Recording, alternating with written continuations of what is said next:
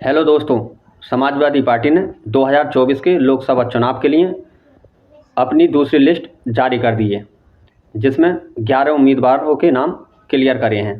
हम आपको बताएंगे किस लोकसभा सीट से किसको टिकट दिया गया है। टोटल अब तक समाजवादी पार्टी 27 उम्मीदवारों के नामों का ऐलान कर चुकी है, क्योंकि ये जो लिस्ट है जो हम आपको बता रहे हैं, ये दूसरी लिस्ट है जिसमें 11 उम्मीदवार बनाए हैं। और इससे पहले समाजवादी पार्टी अपने उम्मीदवारों की पहली लिस्ट जारी कर चुकी है, जो हमने आपको पिछली वीडियो में बताया था। उसमें 16 सीटों पर अपने उम्मीदवारों के नामों का ऐलान किया था। मुजफ्फरनगर लोकसभा सीट से हरेंद्र मलिक जी को टिकट दिया गया है और आंवला लोकसभा सीट से नीरज मौर्य को टिकट दिया गया है और शाहजहांपुर लोकसभा सीट से राजेश काश्यप को प्रत्याशी बनाया है। हरदोई लोकसभा सीट से उषा वर्मा को टिकट दिया गया है और मिश्रिख लोकसभा सीट से मोहनलालगंज से आर.के. चौधरी को टिकट दिया गया है और प्रताप लोकसभा सीट से डॉक्टर एस.पी. सिंह पटेल को टिकट दिया गया है।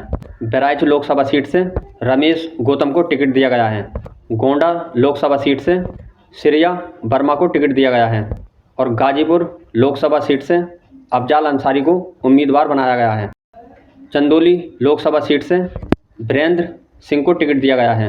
इन 11 उम्मीदवारों में 2 महिलाओं को टिकट दिया गया है और एक मुस्लिम को उम्मीदवार बनाया है।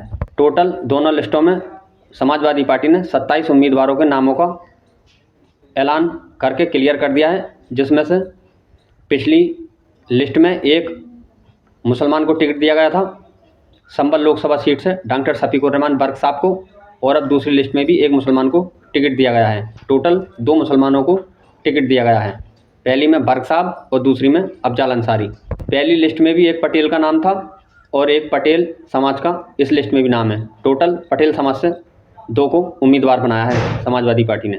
इस लिस्ट में किसी भी यादव को टिकट नहीं दिया गया है और न ही अभी तक किसी जाटव समाज को टिकट दिया गया है।